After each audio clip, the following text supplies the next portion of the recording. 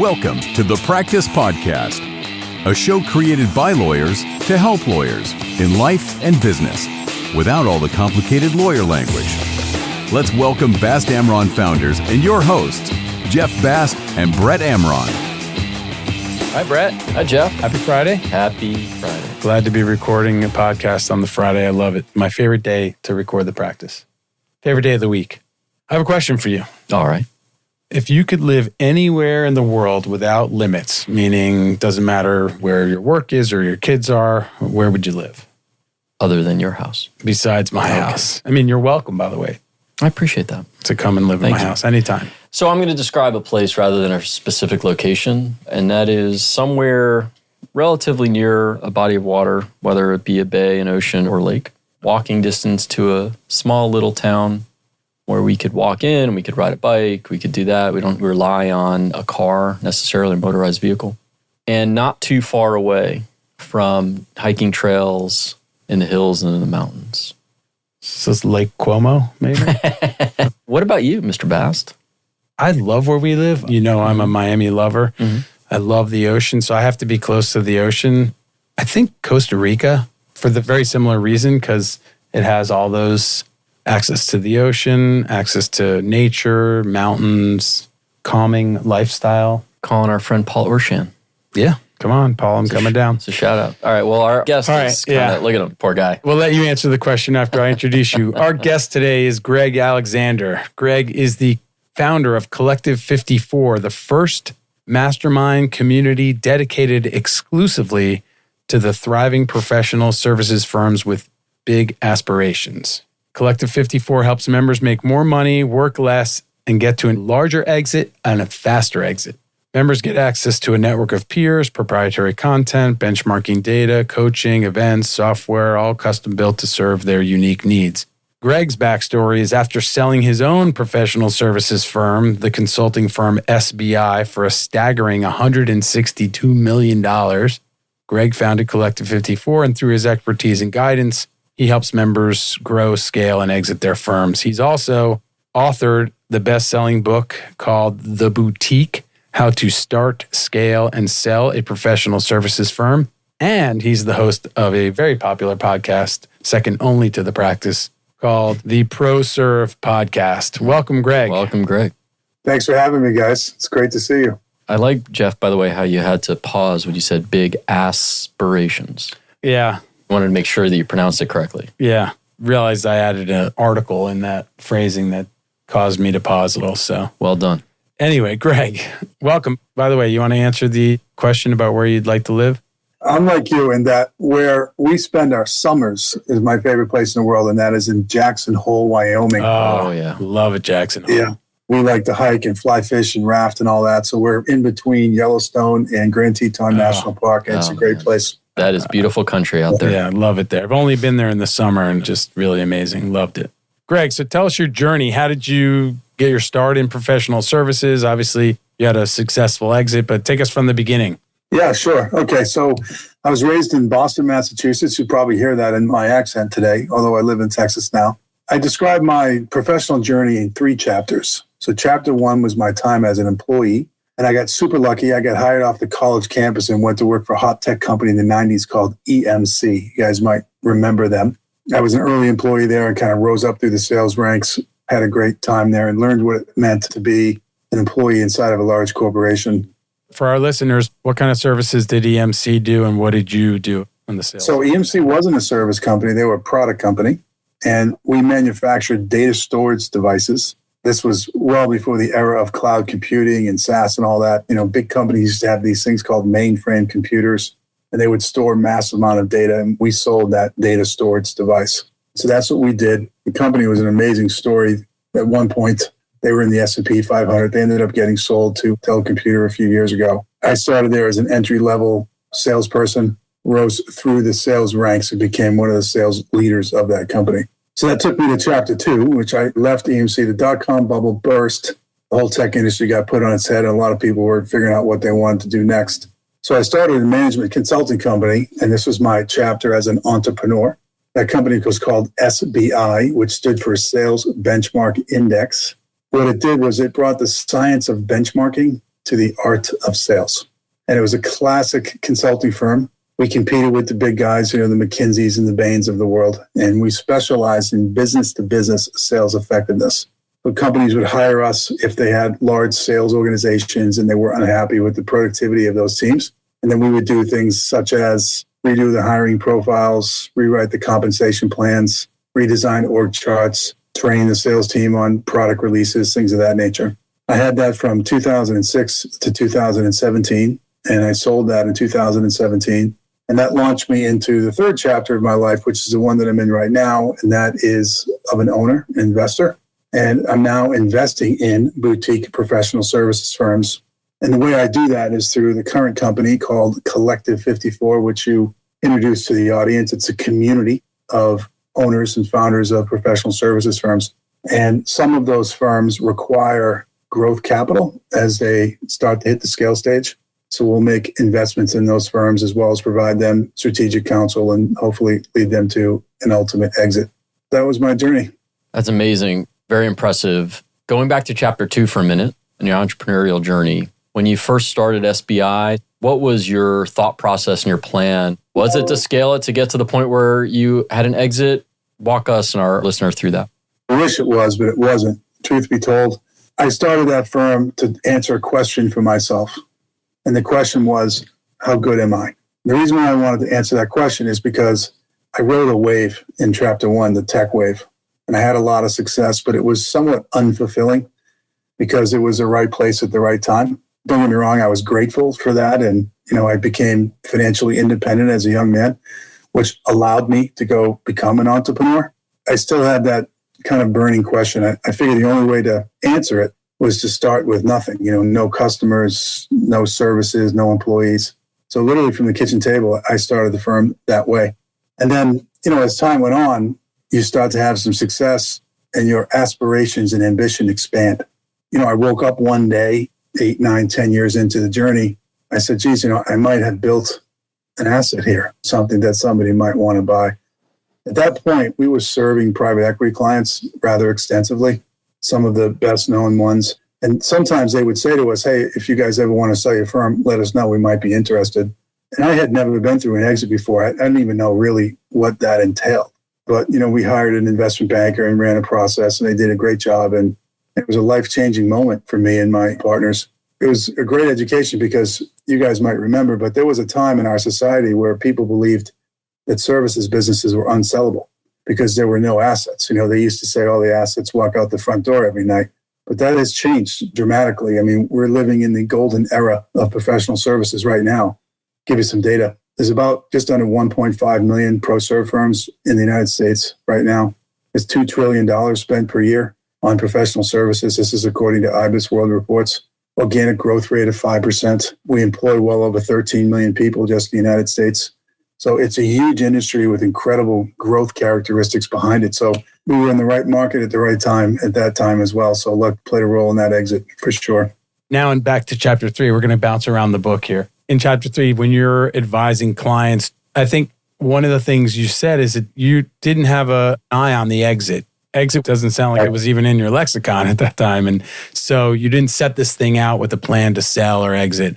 And so I'm wondering if you would advise that strategy for young professional services firms now is start out and run your business and build it. If you're always looking for an exit, maybe it takes their eye off the ball. If I was to do it over again, I would have started with the exit in mind.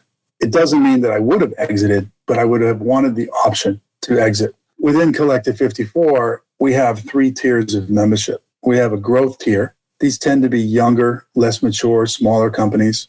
We have a scale tier, and these are firms that are well past worrying about survival. They're trying to figure out how to work smarter. There's a variety of ways that they do that. And then there's the exit tier, which are people that have been doing it for a while and they do want to have the exit.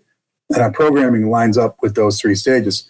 But our benchmarking data would tell you that on average, the mileage may vary, it takes about 15 years to go from launch to exit, 5 years in each one of those stages. Now, I did it in 11 years, not because I was smarter than anybody. There was a lot of circumstances that played into that. But you start with the exit in mind, you can go faster. You can compress that life cycle And then at that point in time, you have the ultimate choice, which is I can continue to run my firm because I love what I'm doing and I like my clients and my employees and I'm being paid well. Or maybe there's something else I want to do with my life and I can now monetize my life's work, which would give me the capital to go do that. Give us a sense of what's included in professional services. We provide professional services, law firms do, but I would imagine, and maybe I'm wrong, that law firms are not included in the statistic that you were referring to. They are actually. So the reason why the number 54 is in the name Collective 54 is that is the industry classification code for professional services from the North American industry classification system.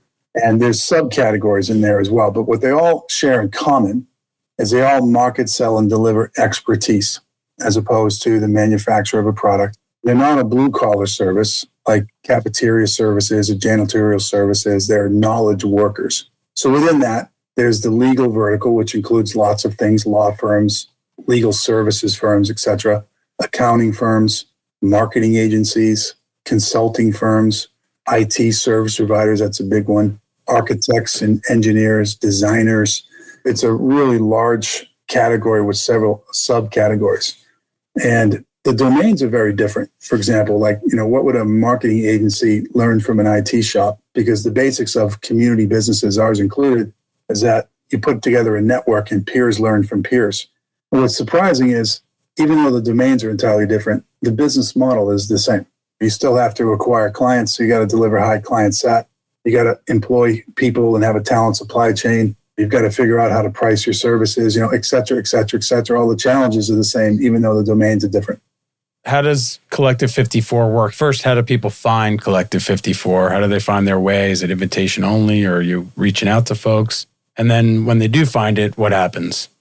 So our member acquisition process is a blend. I'd say it mostly comes through referrals from existing members. We're at a little over 300 members now, so there's enough critical mass there where that's happening. Sometimes people read the book or listen to the podcast or watch the YouTube channel and they come. We do have a business development team that does proactive outreach. We're constantly monitoring for successful professional services firms. We're focused on what we call thriving firms, which are firms that are growing above the industry growth rate. And the reason for that is because those are the firms that tend to have the scalability challenges that we address, as opposed to firms that might be struggling. So that's how people find us. We do have an application, and there's some basic requirements to become a member. For example, you need to be north of $5 million in revenue, between 25 and 250 employees. Geographically, you need to be on the North American continent. We don't do anything outside of North America. And you have to be a founder, a co-founder, the CEO, or a equity partner in the business.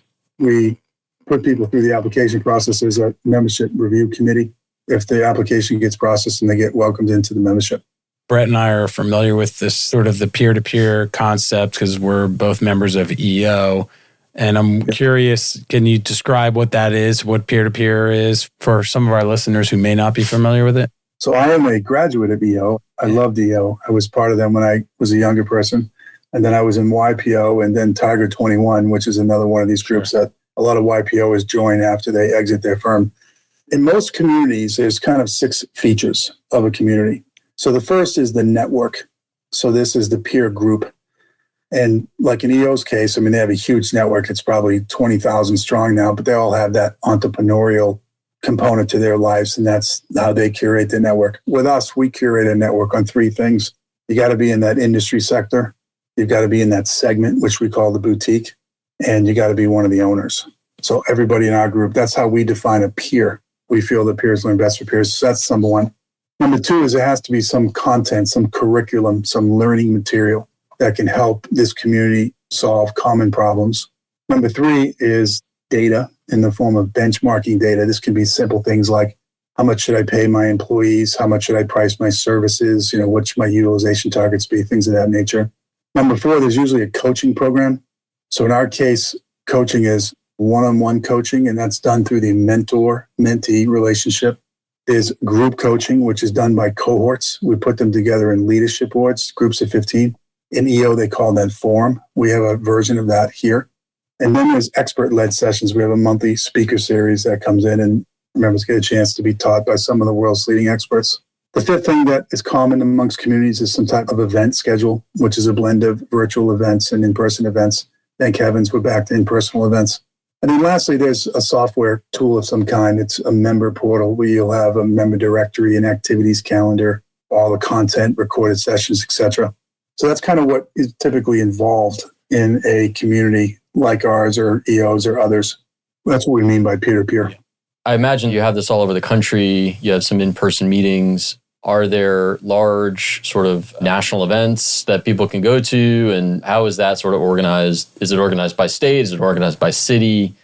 What is different about our community than EO is we don't have any chapters. There's one giant chapter. And that was intentional. We wanted to leverage the digital economy and be able to build a nationwide network and have members have access to everybody in the network on a regular basis, as opposed to just access to a chapter. And there's pluses and minuses of that. That's the way we did it. There is one big annual event, an in-person event. It's called the Founders Summit. In fact, it's coming up November 6th and 7th in Fort Worth, Texas. And then quarterly, we have regional meetups. So there is some geographic density, concentration of members. And where there's enough members geographically, we'll have quarterly meetups. And those are more social. They tend to be dinners, happy hours, that kind of thing. Sounds great, by the way. When I think of a peer-to-peer network based on personal experience, I think of an organization or a community. I like that phrasing that you used, a community of similar people who may or may not be in the same industry. So other business owners, in the case of EO, other business owners who can engage and learn from each other without any type of interest, without any interest in the outcome, no stake in the outcome. And so we're in EO forums, as you know, Greg, we're prohibited from doing business with each other so that there is no risk of conflict or interest in each other's business. And so when I meet with my forum, those are other business owners who can share experiences with their businesses or lives, and they don't have an interest in my business or my life. Where else can you find truly people without an agenda? That's so important. I think the best analogy I've heard is it's your personal board of directors. That's a great way of saying it, for sure. And I think that as business owners or even just as adults in this world, having extra sets of eyes or ears and minds considering the issues that you're struggling with is just invaluable. And I think it's something that so few people have access to, but could benefit from. You're right. I mean, and sometimes, when you're an entrepreneur, a founder, it can get a little lonely. There's things that you can't talk to your employees about. Most of our members are partnerships, so there's 2 or 3 partners that are running the shop, and there can be at times partner conflict. Sometimes maybe you don't want to talk to your spouse about things, what have you. So to be able to have that conversation with true peers, people that are literally walking the same path that you are, is not only fantastic from a business perspective, but just cathartic personally as well. So the one thing that got me, maybe it was the first forum, second forum, as I got into EO years ago, was you're not alone. Like, you're not the only one having these issues, right? Because like you said, Greg, it can be lonely being an entrepreneur. And so you think, I'm going through all this stuff, like nobody else is having these issues. And then you sit in a room with forum, it's 8 people, 7 other people, and everyone has similar issues or gone through similar issues, even though they may not be in the same business as you. And it's really refreshing, and it instantaneously makes you feel better. But then you get that feedback from them as well. Yeah. I mean, whenever not only do I own Collective 54, but I'm also a member and I participate in my forum. Again, we call it a leadership board. Every time I'm in there, I say to myself, okay, so I'm not as dumb as I thought. Yeah. And it's always amazing. And I think you touched on this in the beginning, that some people think that, how am I going to learn from someone? If I'm a marketing agency, how am I going to learn from, Brett, who runs a law firm? And yet we all have employees, we all have sales issues, we all have client issues, customer issues, partner issues. And it's always amazing that even when a member doesn't have the same issue, they might have had a fight with an aunt or an uncle, a dispute with an aunt or an uncle. And the story of what happened there and how they handled it can be helpful to you in your business issue. So there's so many parallels and so many ways to learn from each other. It's really just fantastic. So I'm curious with Collective 54, and maybe you may or may not want to reveal this publicly, but do you have an exit strategy? Is the plan to exit from Collective 54 when you started it? I don't think so. I mean, I've been very blessed, and I have all the money that I could ever want and ever thought I was going to have. when I sold my firm, I was 47 years old, and I had been grinding it for 25 years, and I thought I was done. My wife and I went and traveled around the world and had a ton of fun. And then I started to get bored. There's only so many rounds of golf you can play and only so many steaks you can eat, right? So it was like, okay, now what? And since I was such a huge fan of the idea, having been through EO, YPO, and Tiger 21, I was drawn to the community element of things. And not to be cliche, but I wondered, how I could contribute, where could I give back? And I just saw a need for it. And I thought this was a way that I can contribute. And I get so much fulfillment and joy from engaging with the members that I couldn't imagine my life without it. Now, I say that 15 years from now, somebody offers me $5 billion and I sell it. You guys are going to remind me of this conversation and say, why do you sell it? But, as of right now, I can't imagine exiting it. But I didn't think I was going to sell my consulting firm either, and then things happen. So we are building it so that if we ever did want to sell it at some point, for example, EO is a nonprofit. It's really hard to sell nonprofits. We're a for-profit, so that one distinction alone helps us sell the firm someday if we decide we want to. So I am practicing what I preach and giving ourselves that option, but I'm 52 now. I'm not ready to put my feet up on the desk, so I would think I'm going to stay with this for quite a while. All right, so I would be remiss if I didn't mention the business cards behind you. I'll set the scene for our listener because they can't see it. Greg is not here in Miami. He's in a beautiful home office. And behind him, we see shelves and shelves of what look like these little boxes. There's labels on them. And we had asked him before we started recording what was in those boxes, and they're business cards. I mean, there's got to be thousands of them. It almost looks like a card catalog. Right, shelves. The Dewey Decimal System card catalog. So when did you start this? Why did you start it? And how many cards do you have? So I have a dream, and I haven't been able to pull it off yet. So this is my version 1 of my dream. And that is, I wish there was a Hall of Fame for entrepreneurs. And I wish kids went on their school trip and they went to the Hall of Fame of entrepreneurs. And through that, they learned about these amazing people that built this great country of ours. And I don't think entrepreneurship, which is what I'm passionate about, I don't think is taught enough in our educational system. And being a huge sports fan, I've been to all the Hall of Fames, and I go to them and I read about the great players and coaches of the past. And when I was playing sports as a young boy, it was inspirational. So I wanted to go build an Entrepreneurs Hall of Fame, but that's a very large project. So I said, well, how do I get started? And I stumbled onto this subculture of people that collect business cards. Business cards, because we're now in the digital era, are now an obsolete historical artifact. In fact, most people don't even have business cards anymore. But there's a group out there, sickos like me, that create business cards of famous entrepreneurs. So I have behind me 1,000 business cards. That was a good guess. They're framed, and it's of an entrepreneur who I've read about and I admire. So I guess I'm the selection committee of one. And then underneath there's a little description of their birth date and when the company was founded and a little story about them. And I try to start my day every day with a cup of coffee and pick 10 out and kind of read them and reacquaint myself with them and about their story. And it's just, a little motivational technique. Someday, if my dream does come true, hopefully we'll be in a big, beautiful building somewhere and we're hosting events and we're teaching the world about these remarkable people. In the Entrepreneur Hall of Fame. I love it. I just want to follow up. This is awesome. I love it. And I love that you take the time every day to read a certain number and just reacquaint yourself with it. When you go places, look for people. Are there certain people that you have in mind that you don't have their card that maybe you're going to find your way to a place where they're going to be? How does this work, this collection process? Well, most of the people are passed, so we don't have a chance to meet them. But people collect these things, and there's a system like the old baseball card where you can trade them. I think Babe Ruth's baseball card is the most valuable card in the world, and if you own one of those, there's a whole thing around that. I found most of them that way. A lot of these amazing entrepreneurs have foundations now.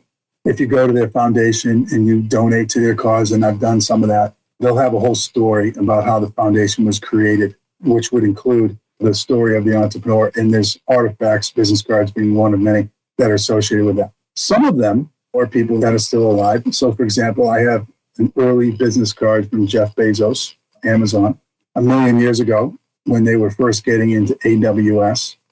I was in a meeting with them. They were building out a sales force for the first time, and he was probably in a grand meeting of 90 seconds, but he threw around a bunch of business cards, and I grabbed it, and I got it that way.